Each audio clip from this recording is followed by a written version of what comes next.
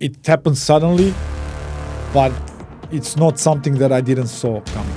Of course, you don't want to get sacked. I mean, I would love to. I could have finished at least this season. What convinced you to sign a 2-year contract extension?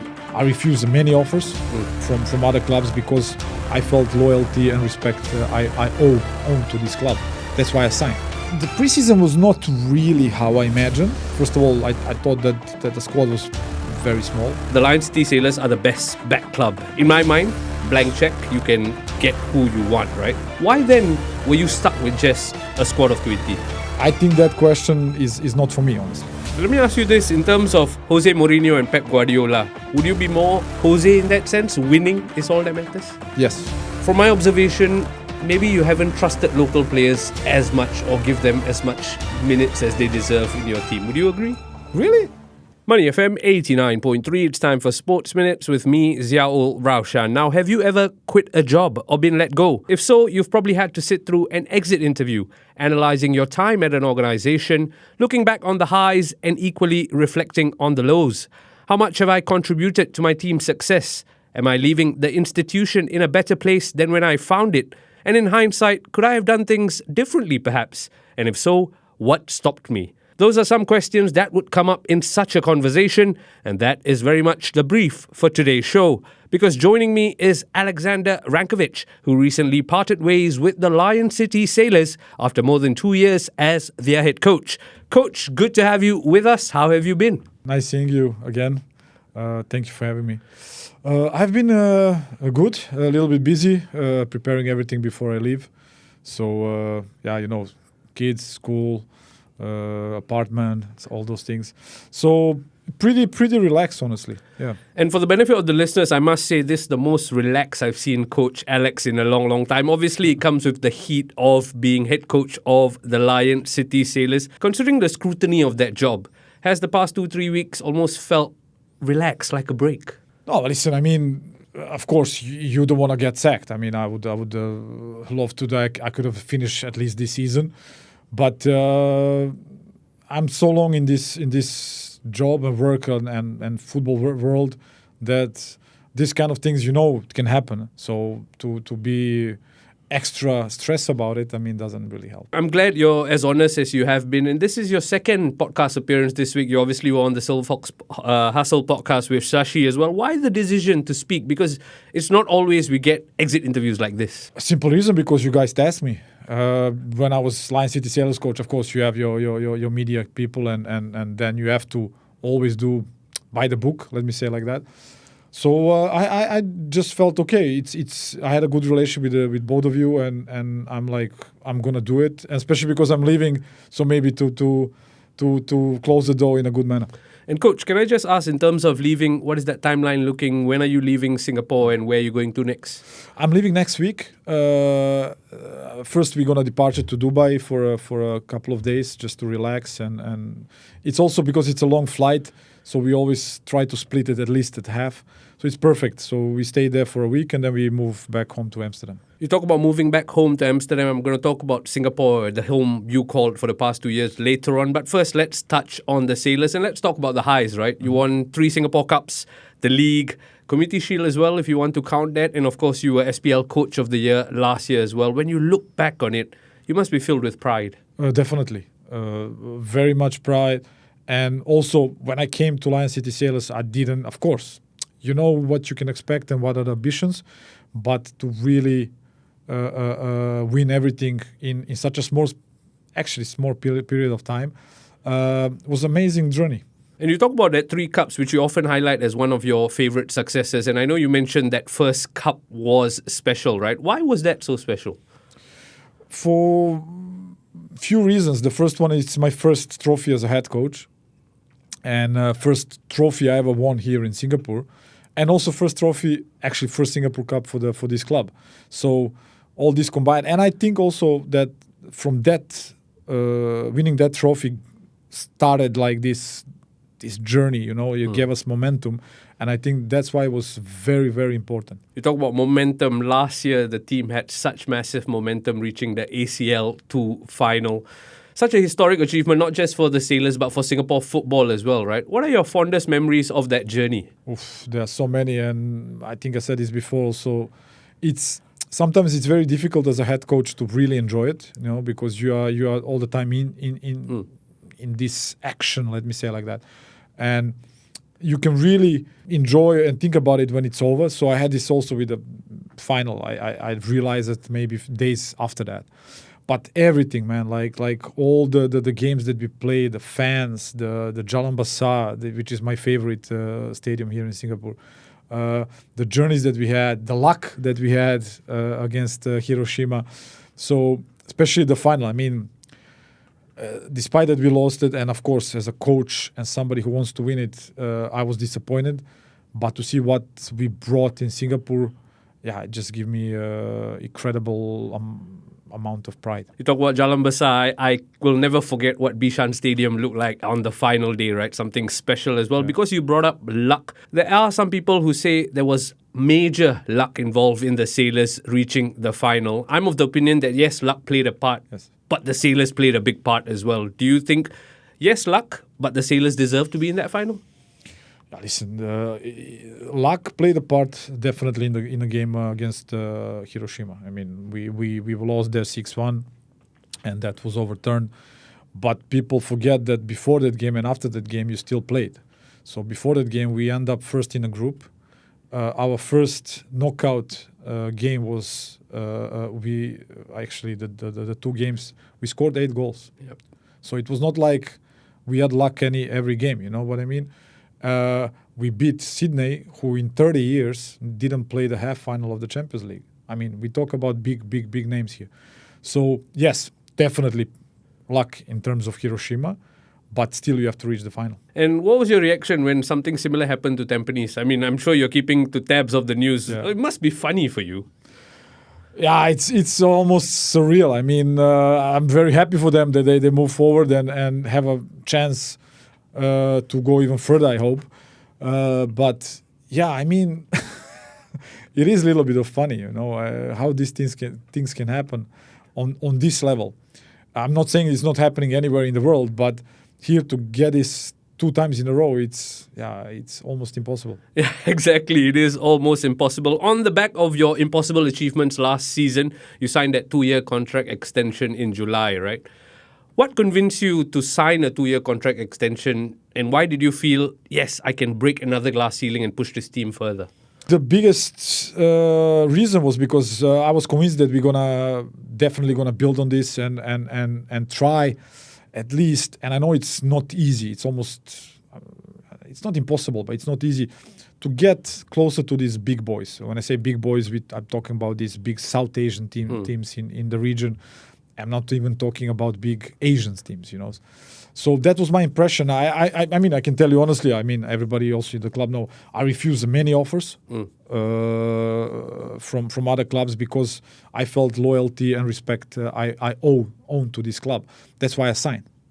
And you talk about feeling loyalty and respect, and you talk about that fire to go higher, right? Was that your feeling alone, or was that through conversations with the TDs and the owners of the club? Yeah, through the conversation, I was convinced that we have the same ambition and passion. So that's why I totally agreed to stay here. And otherwise, I would never sign a 2 years contract. We'll talk about how it all sort of didn't work out in February. But first, I want to talk about the start of the season, right? Started with that 4-1 defeat to BG Tampines Rovers in the Community Shield. But even before that, how was preseason for you? The preseason was not really how I imagined. We had a lot of difficulties. First of all, I thought that the squad was very small.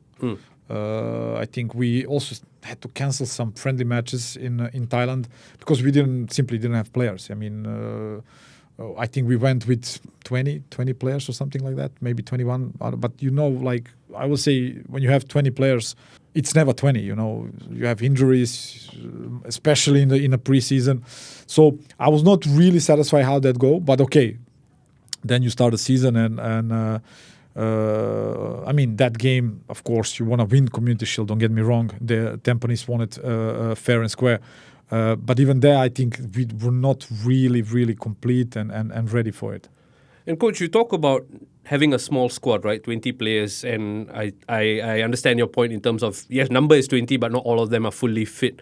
For me, it's bizarre because the Lion City Sailors are the best back club in Singapore. In my mind, blank check, you can get who you want, right? Why then were you stuck with just a squad of 20? No, I mean, listen, that's a very complex question. I mean, like I said, I think that question is not for me, honestly. So I was asking that question also a lot of times. And don't get me wrong. Again, it's like I'm the coach. I have to deal with it. So if I have 20, I have 20. We also have a lot of problems because in the end of the day, also our second team was not really there, if you know what I mean. So all these other kids, they went to the other clubs. So we didn't really had a team where we can pluck players from. And if you talk about Lion City Sailors, you have certain ambition and certain standard you have to go for. So yeah, like I said, that's a question for somebody else. Coach, you talk about ambition, right? The signing of Anderson Lopez and Cian Dengue clearly signals intention for me. You talk about being at a strong point at the end of last season. Those two signings would signal your intention to build on it, right? Were you pleased with those arrivals? Yeah, absolutely. I mean, they're amazing players, both of them. But they are still two players. So like I said, I think we brought, out of my head, I think 4 players in a summer. Which from those 4, one is the goalkeeper. So 3. I mean, Anderson and Safwan, who was actually loaned from Selangor. And quite a late loan as well, if I'm not wrong. Yes, also late loan, but also we knew that we're gonna lose him more or less in a winter break, same like Maxime. So, yeah, it's amazing players, definitely players with quality, but again, still 2 players. So it's not something that can really increase the number of the squad. You know, like I mean, listen, don't get me wrong. I'm happy. I'd never ever ask for like these squads that some of these teams in Southeast Asia have. Like, I mean, if you know, JDT have something like 40 players. Yes. Buriram have something like, I don't know, 35. Namdim, the one that we played the other day, 30 odd, 30 plus. Yeah. I don't know. So never my intention, but I think that we should have get maybe 4 or 5 more players. No, I take your point, and I think the listeners should know that this is not something you're just saying. You said it when I spoke to you after the first match this season, so it's a recurring theme. It's not like you're making excuses, and I respect that, right? No, don't get me wrong. I'm not making excuses for the result. That's definitely my opinion, but I'm trying to make people understand that it's not easy when you play against these big clubs from Southeast Asia, and I hope we can agree that these are the big clubs. And, for example, you go against Namdim with 13 players. You know what I mean? Yeah. So it's not impossible. Last season we had the same with 20 players, and it went through the roof. But to have this every year, it's a challenge. It certainly is a challenge. Another challenge for you was Maxime Lestienne. I think I need to spend time talking about what an amazing player he is. We all know it, right? When did you know he's not going to extend his contract, and how soon did the preparation have to start to replace someone like Maxime? Honestly, we knew almost from the beginning of the season. I mean, of course, there was here and there some conversation with Maxime because everybody wanted him to stay. I mean, even me, I had a lot of conversation with him and tried to convince him at least to stay till the end of the season. But no, he made up his mind, and that's something that we should respect. So it's not something that we didn't know or surprises like in the last week or something. And then in January, you tried to replace Maxime Lestienne by signing Luka Edzic from Bangkok United, as well as Kyoga Nakamura. We've spoken at length about the squad size, right? Were you happy with how you were backed in the January window? Yes, because there are two, like say, it's a flip side of the story, you know. We signed those guys because we knew, okay, they had some problems at Bangkok United, you know, so they were also trying to leave, and we can get them for, I don't want to say free, totally not, of course, but easier. Yeah. But I was very specific, like we need these guys, especially for the Shopee Cup. and then we found out that they cannot play the Shopee Cup. So actually, you got 2 players for the competition that you want, and I cannot use them. So definitely great players. I'm very happy with them, but I couldn't use them in some certain matches. Because you talk about this signing, I just want to ask you this to get some insight into how clubs work, right? As a coach, you identify what sort of player you want. I'm guessing you have a position, right? Do you then write an email to Luka and then tell him, this is the position I need, this is who I'm recommending? How does it work? No, it doesn't work like that. I mean, listen, me as a coach and Luka, but not only Luka. I mean, Luka is just one part of it, very important one, but there's a people above that make these decisions. I mean, I can say, okay, listen, I need this position. That's like everywhere in the world. And then I can say I need that kind of profile. Let's say, I don't know, I need right winger, left foot, whatever. You know, he's good in a small space, or his speed, or whatever you can imagine. Yeah. And on base of that, then we have people who are looking for the players, and then comes the list. I don't know, for a right winger, it comes 5, 6, 10 players, and then we can discuss. But if somebody have impression that I'm like, oh, I want this guy, and he comes. Doesn't work like that. I mean, I hope next club where I go, it is going to work like that, but I don't think anywhere in the world works like that. So it's always, okay, what we can do and who we want really to bring. And as a coach, when you sign a player, right, I famously heard Jurgen Klopp say he signs the person as well as the player. When you when you have an interview, so to speak, with these players, are you looking out for those things as well, the human element of it? Absolutely. I mean, that's why I think we were so successful the last 2.5 years, because we had a group of players who are not only quality-wise good, but also as a character and persons. And you talk about successes. I know this season has been difficult on the Continental front, but domestically, 100% while you were at the club as well, right? Then you compare that to Continental football. Why was it so difficult, those two things? Why was it so different almost? For various reasons. Depends which one you talk about. Let's say we talk about Asian Champions League. Okay. I said this the other day in the same podcast, so I'm going to repeat myself. I'm going to give you an example of Persib. So Persib brought, last season they were last in our group. But honestly, I don't think they deserved in the terms of the way they look and the quality they have. Zhengjiang, if you remember, also, I think we all agree, it's a much bigger club, much more money, ended up third. So what did they do? Especially Persib, they brought 22 new players. They signed, I don't know, they have 18 foreigners. They even have foreigners with and the foreigner-wise, if you compare them with our foreigner, it's almost the same level, because these foreigners also played high levels in Europe.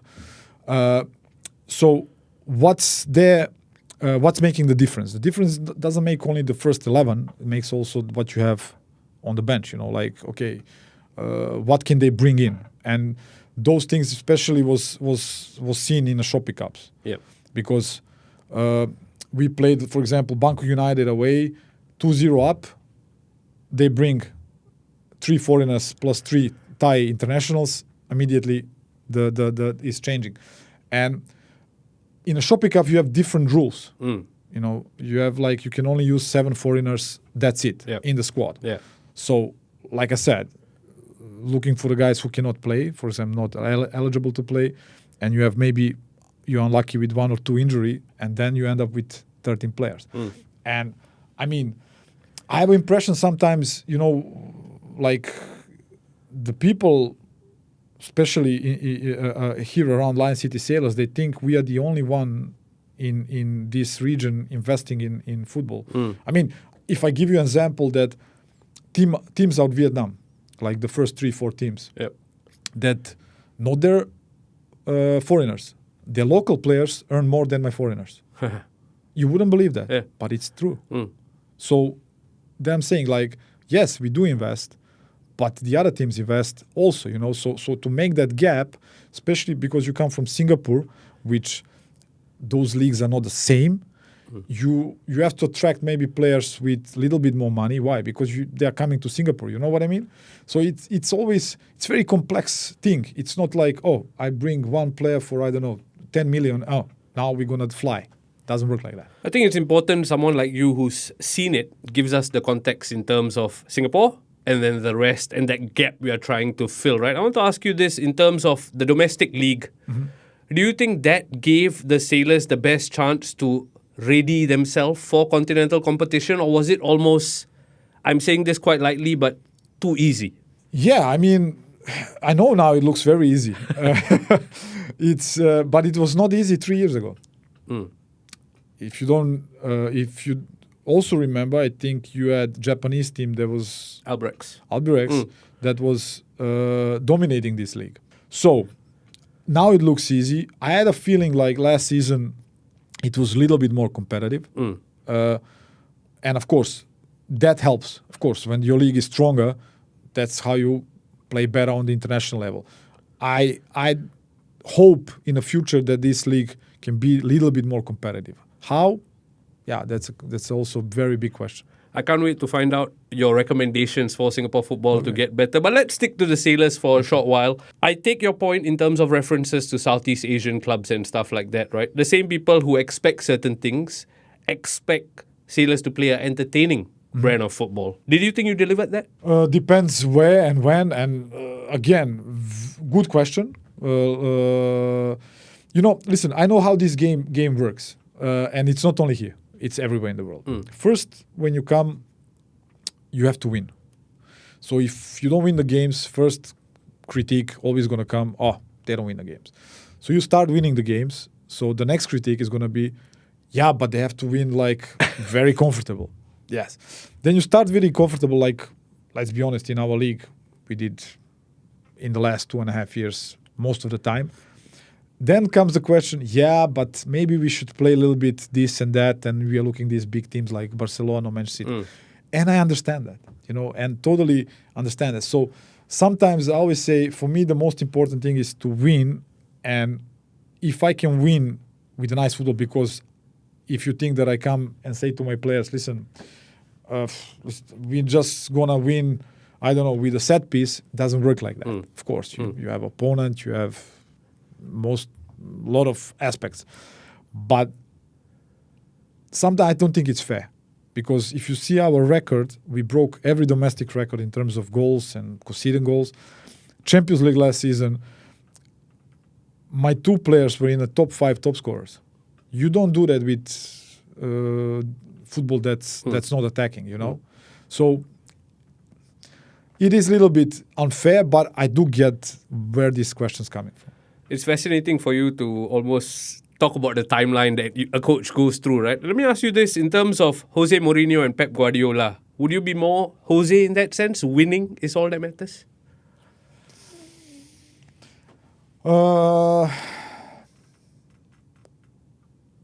Yes. And I think... And not only because of that. I think the Mourinho... now I'm talking about 2... world-class coaches. Like I'm not talking about it like critic or something. I like Mourinho for many reasons, and one biggest reason is that he knows how to adapt to the every team, and I don't mean opponent, but his own team. So I can be very cocky and arrogant kind of train coach and say, listen, I just have this system and this way of playing, and I don't care, and doesn't bring any result, but I'm gonna stick to it. No. As a coach, I think I have to find a way that my team work in a certain way and win. And for that, I have to know my players, of course. So I towards a little bit more to Mourinho. Interesting that you say that, and I think the coach you're talking about maybe is Ruben Amorim. I'm a Manchester United fan, and I've suffered a lot of pain because of that coach, right? And he's an amazing coach. But like I said, you are too much... I had this discussion with my staff members because I have some Portuguese guys. And I said exactly the same. Listen, I think he's too much stick to his vision and system, which worked at Sporting, but here it doesn't work. And now you are creating something in a team that just to prove your point. Forcing it just to prove your point. Like, I don't know, you're putting a normal right back to play left back and left back to play right winger and all these kind of things. Just to prove your point. And then you lose it. Coach, let's talk about you. And now I want to fast forward to February, right? When did you sort of realize? I'm sure you've been in this business long enough to know when there's an X coming along, right? When did you get that sense that this could not end so well? Yeah, of course, you pick signs here and there. I mean, nobody's gonna tell you those things. You just, like you said, I think I have experience enough, and I can read some of the body languages and how the people talk to you or try to avoid you and those kind of things. So for me, I think the little signs started after the Namdim game. Yeah. And then who broke the news eventually? Who had that difficult conversation with you? And how honest a conversation was it? The Bruce. In person, phone call? In person. I mean, we were in an office, and he told me, but it was, listen, if people think something, I don't know, crazy happening or something maybe emotional this is business. So it was very straight. I mean, we don't want to go further with you, and that's it. And did you have a chance to speak to your boys, the team that you achieved so much with? Yes, of course. I mean, I immediately asked, can I say goodbye to my players and my staff? Luckily, they say yes. So that's what I did. And for me, it was, of course, it happened suddenly, but it's not something that I didn't saw coming. And how much will you miss the day-to-day interaction with your boys and the staff? Yeah, very much. I mean, of course you're going to miss. I've worked and lived with these people for almost 3 years every day. And like I said, what we've been through, the games, the trips, the good moments, the bad moments. Listen, football is the game of emotions, and you cannot replace that, I don't know, with data. Like it's day-to-day interaction with your players. So that definitely I'm going to miss. But on the other hand, life goes on, and let's see. I hope they're going to do good this season. You talk about missing all those things, right? We've talked about the highs, the lows, the comparisons and stuff like that. If you could redo certain things, would you do anything differently? Yeah, listen, it's a good and big question, because that I really need to make a good analyze of especially this season, But if I can do something, I think I should be maybe more demanding on certain things in the beginning of the season. Yeah. And do you think that's your biggest learning point from your job as Sailors head coach? Definitely. Because in some teams you go with emotions, because especially after the last season we were filled with good emotions, but those things, you see, can go very fast the other way. And you talked about what you will miss, right? Your boys, your staff, your daily interaction, the lessons. What would you miss about being Sailors head coach? You can say speaking to the media, that's fine. No, yeah, I mean, listen, I haven't had a chance a lot, because media here in Singapore and media in Europe is totally different. Here, honestly, I was refreshed, because in Europe you had so much interviews and on daily basis. Here, everybody respects your privacy, and that definitely I will miss. But be it on the pitch, that's the most important part of being a coach, and not only during the game, but mostly during the trainings. Now, before I ask about what next for Aleksandar Rankovic, I want to know this as someone who's contributed to the progress of Singapore football, right? Checkbook aside, we've addressed that there needs to be bigger budgets to compete with Southeast Asian teams. Checkbook aside, what can Singapore football do to push us to the next level? I mean, we got Asian Cup qualification now, but that cannot paper all the cracks, right? No, I mean, that's an amazing achievement. And I think especially the learning point for Singapore in general. I mean, if you go to that tournament, you have to go with, of course, with a lot of ambition and everything, but it's the first time you are there. So you have to see, okay, how it is and really absorb that. In terms of Singapore football, it's very simple. I mean, it depends. I always say you have to make you ask yourself, what do you want and when do you want it? If you want to improve Singapore football immediately, let's say in the next 5 years, we want to be very close to all these big clubs from Southeast Asia or teams. I'm not even talking about Japan, Korea, and that. Okay, it's money. I mean, it's simple as that. I know it's a cliche. So you have to have the certain budgets for all the teams in Singapore Premier League that can compete with Lion City Sailors, that brings more competition, that brings more people watching the game, then bring more sponsors, then bring more ACL tickets, all of that. That brings more local players who gonna compete for Singapore. So because then you're gonna have maybe smaller gap of players, but they have to be top. So that's number one. If you wanna go on the longer run, then you can say, okay, we're gonna follow, I don't know, Japan, who's doing this already 40, 50 years. Exactly. You know? Yeah.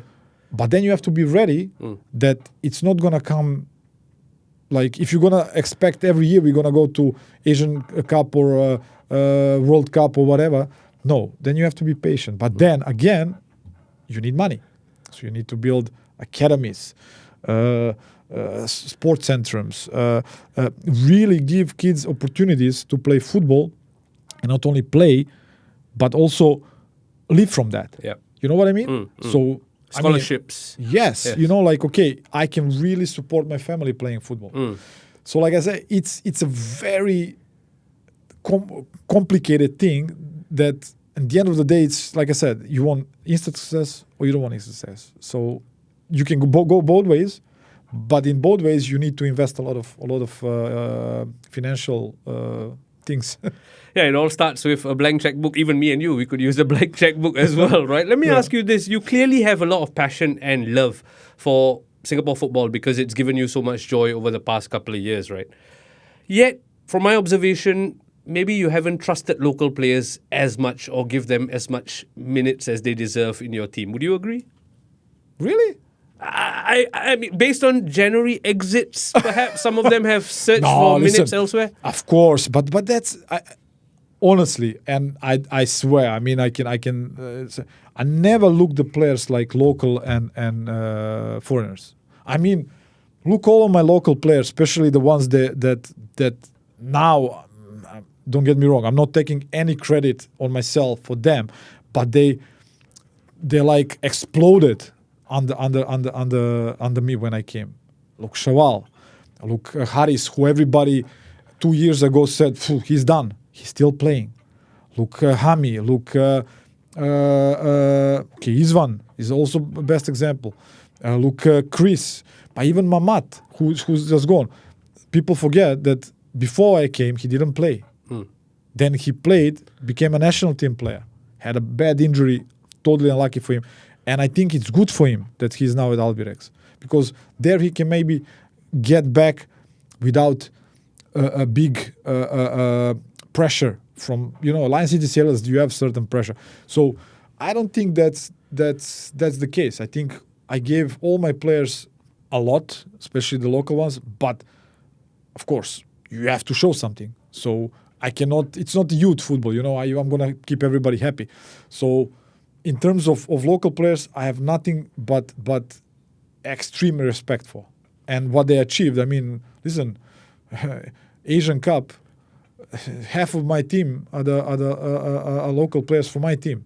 So don't get me wrong, of course, but the backbone of that national team are Lion City Sailors. No, thank you for clarifying that. I think it's important I hear from you, the listeners hear from you, and I'm sure part of the listeners are some of your former players as well, right? Let's wind down the conversation now. You talk about Asian Cup. One of your favorite sparring partners over your time here has been Gavin Lee. Mm-hmm. You've seen it all in terms of your experience in Europe. Where does Gavin rank in terms of football and your personal conversations with him? Gavin is somebody that I always had a very good relation with. And I'm extremely happy that he got the job and is a local guy who can lead the team at the Asian Cup. And I know that's a lot of pressure on him because of that, because of course you want to do good for your country.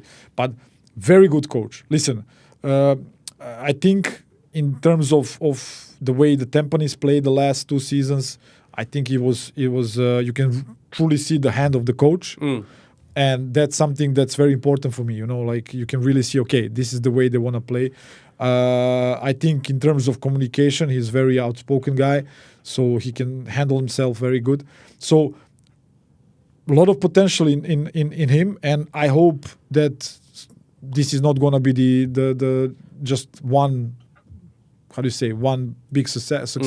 I really hope to see him maybe in some better leagues. Yeah, I think the listeners, I definitely agree that hopefully this is just the catalyst. Let's move it away from football now. And Ranko, if I can talk to you as a person, Singapore seems to be quite a happy place based on what I see on social media, but I know there's more to life than social media. Would you think Singapore has given you a happy home for you and your family?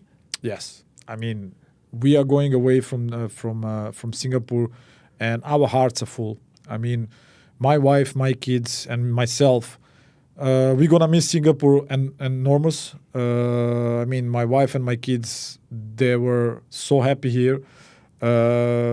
Everybody was so nice. The people, I mean, I cannot say one thing that can be negative about Singapore. I really cannot. And, you have these things, when you go somewhere and you're always like, yeah, it's nice, but this and that. We never had this here. Never. I mean, if you talk with my wife, and I think she's the most affected by this. I mean, I'm used to those kind of things, but they're going to have it very hard. Yeah, I can imagine that. And I know you're fond of the cafes and coffee here. I had the pleasure of catching up with you at one of those occasions. You talk about Singapore, how fond you feel for it, your family feels for it. Can you see yourself coming back to Singapore? I know there's not a lot of clubs, but could you possibly represent another club? Yes, why not? Depends what kind of club and ambition. And like I said, I really hope in the future that the Singapore League can lift a little bit and the differences in terms of quality would not be so big in a league. And why not? Definitely. I mean, I would love to come to Singapore, and even if it's for just to see friends and maybe do one more podcast. You said it here, it's on record now. I'll host you the next time you're in Singapore. You talked about going to Dubai and then back home to Amsterdam as well, right? Beyond a bit of time in the sun in Dubai and then settling back at home, what next for Aleksandar Rankovic? Are you staying in football? Yes, I mean, I'm a football coach, so that's something that I do, and it's my job, and it's only my job because it's my passion. So we will see. Listen, I'm not going to lie to you. Of course, when you're done here, you get a lot of calls, but I think that I'm not going to step into something right away. I think I will settle till the beginning of the next season, and then if I would start, then I would start with clean sheet. No, Alex, you've been most candid, honest and reflective throughout this conversation, but throughout our interactions over the past 2-3 years as well. I'm grateful that we had the chance to cross paths. Thank you for joining me on Sports Minutes, and on behalf of the listeners, I wish you every success for your next step. Thank you so much for having me, and yeah, I will follow you guys. I mean, Lion City Sailors, definitely. I wish them all the best, and big shout out to the fans. I mean, love you guys.